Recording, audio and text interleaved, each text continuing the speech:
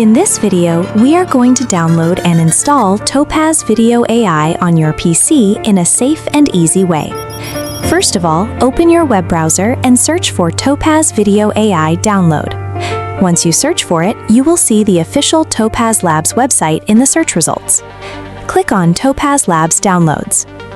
Once the website opens, you will see several products, such as Topaz Gigapixel, Topaz Photo, Topaz Video, and more. Choose the product you want to download.